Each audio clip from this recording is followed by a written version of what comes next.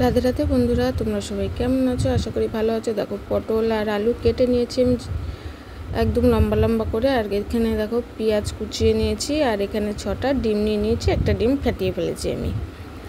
দেখো, আজকে এই ডিম পটল পেঁয়াজ দিয়ে আমি একটা রেসিপি তৈরি করব। তোমরা দেখতে থাকো, সাথে থাকো। দেখো, ডিমগুলো ফাটিয়ে পেঁয়াজের মধ্যে নিয়ে নিয়েছি।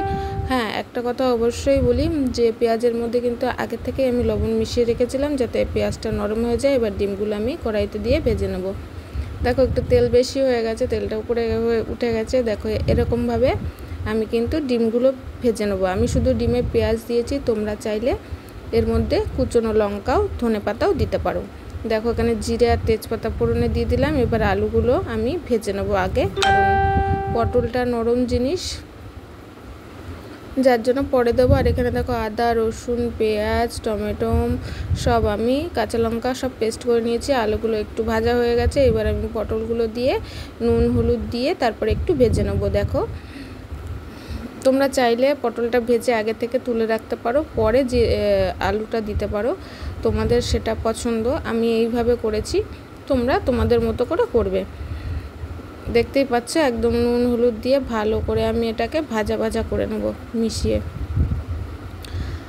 তার ফাঁকে বলি যে আমার ভিডিও তোমাদের কেমন লাগে অবশ্যই আমাকে কমেন্টের মাধ্যমে জানাবে, কারণ তোমরা যদি আমাকে কমেন্ট না করো তাহলে আমি কি করে বুঝবো যে আমার রান্না তোমাদের কেমন লাগছে।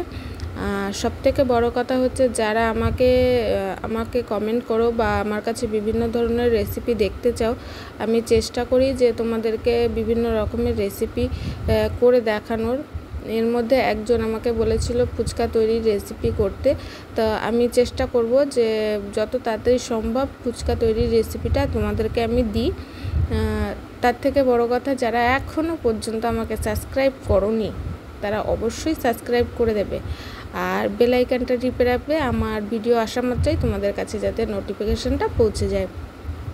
দেখো, আলু পটলগুলো আমার কষানো হয়ে গেছে, আর এর মধ্যে দিয়ে দিলাম মশলাটাও যখন একদম তেল ছেড়ে দেবে শুকিয়ে আসবে তখন কিন্তু আমি জল দেবো, তার আগে জল দেবো না।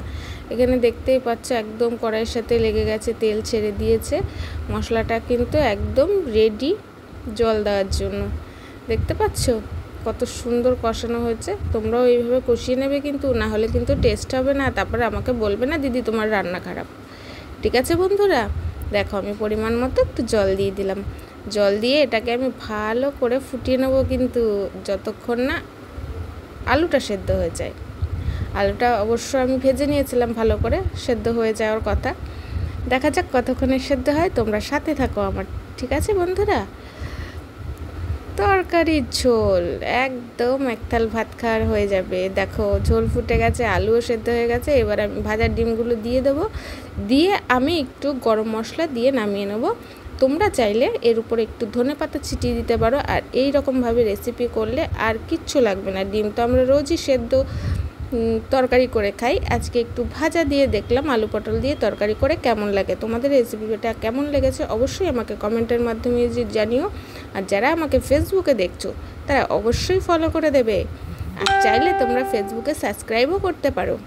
দেখা হচ্ছে নেক্সট ভিডিওতে। রাধে রাধে বন্ধুরা, সবাই ভালো থাকবে, সুস্থ থাকবে।